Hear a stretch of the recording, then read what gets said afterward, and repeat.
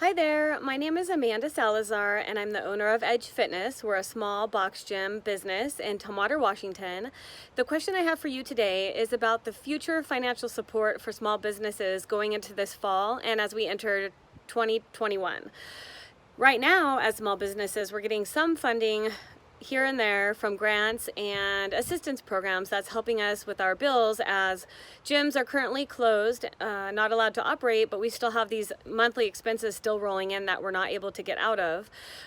But as we go back into business, hopefully sometime soon, even though that's uncertain, when we do, it's going to be slow. There's going to be restrictions. It's going to be a challenge for us to get some of our old members back and trying to get new members in, etc. So how are you going to help us, or are there going to be programs put into place to continue to help small businesses as they're coming back into business so we can actually not just survive but thrive as we come out of this and stay alive for all of us in our community? All right, thank you. Representative Wilcox? Well, that is probably one of the more important questions out here now.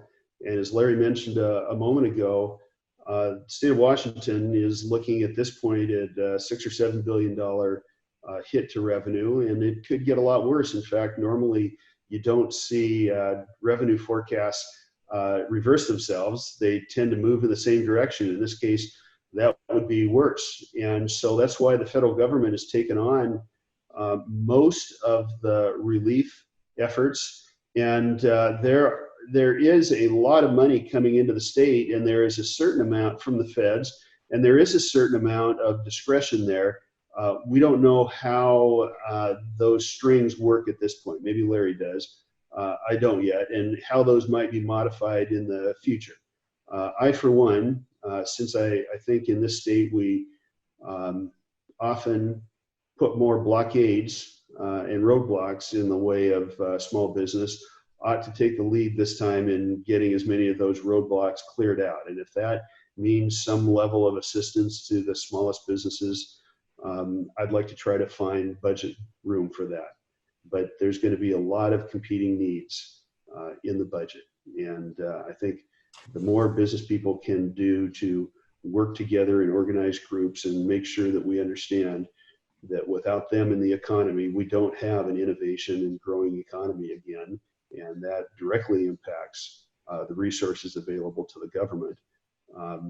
That's your best way of securing action from the legislature. All right, Representative Springer? So there's a number of approaches here to that we're considering to try and help small businesses. About a month or so ago, JT had a team of members from his caucus.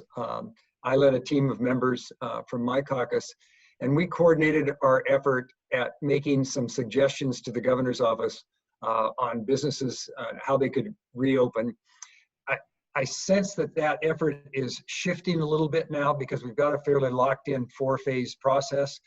What we're trying to look at now is, are there tax policy changes we can make or regulatory reform legislation we can adopt either in a special session or in 2021 when we're back in January. I'll give you an example. Don't know that this is going to work, but it would help if we could give businesses 1 quarter off from paying payroll taxes. Now, maybe they would have to make that up, a year or so later when they're back on their feet, but it might be a way to give them a little hedge as they try to restart their businesses. That, of course, whenever you suggest something like that, that means a cost to the state for benefits that might have to be paid out. But that's the balancing act that we're looking at. I know members of JT's caucus, Andrew Barkus and Gina Mossbrucker, and I have had conversations about that.